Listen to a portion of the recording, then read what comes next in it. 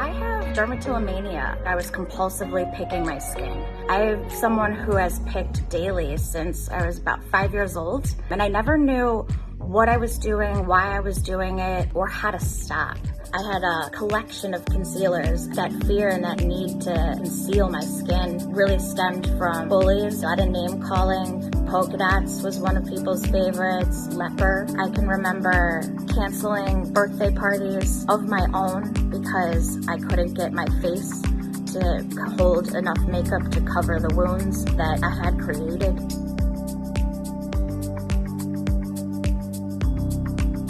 I'd be passing my mirror getting back home from school and I see something out of the corner of my eye and cut to I'm stuck picking for hours, doing it until my back gives out. You know, you're sitting in such a zone. My hands are just kind of wandering and I might look down and all of a sudden see blood and I have no idea where this blood came from. It's misunderstood as being thought of just an anxiety. These body-focused repetitive behaviors are more than just a bad habit. I'm somebody who has struggled with it for 28 years now. When I see my skin, I see polka dots of scars and sores on my body. It makes me really insecure. Dating and intimacy have been hard. My first boyfriend, he was understanding of just that was how my skin was. But I do remember one time when his brother asked in front of me, what's wrong with her face? It just reminded me that I could be in a caring relationship. You can still be met with remarks like that.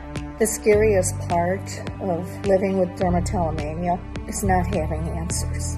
How did we get here? I didn't want to lose my daughter. Mentally, physically, emotionally. I wanted to be there with her through it all. The turning point for me, I think, began when I had one of the areas I'd picked turned into an infection. I remember the doctor having to talk to me about potentially losing my right leg. They ended up incising the wound and draining it, taking out 8 inches of my thigh and putting it back together very nicely. It also really weakened my leg. It was in a wheelchair, then on a walker, and then into physical therapy. The best treatment right now, which I did go through, is cognitive behavioral therapy. When I started sharing my story, people started to share theirs. And it just grew. There was more people out there who wanted to say the same. Lauren has started Picking Me, a nonprofit foundation that has built a community and a place for people, families, relatives, people struggling and who need support with dermatillomania to come together and share their experience. In building her Picking Me Foundation, a community of people just like her, that's how she's overcome. By sharing my story, I'm owning it, I'm living it. It's when someone else feels better because of something that I was able to help them with that then I feel a little better too. This is #OurStories. What's yours? Subscribe for more stories of people changing their world.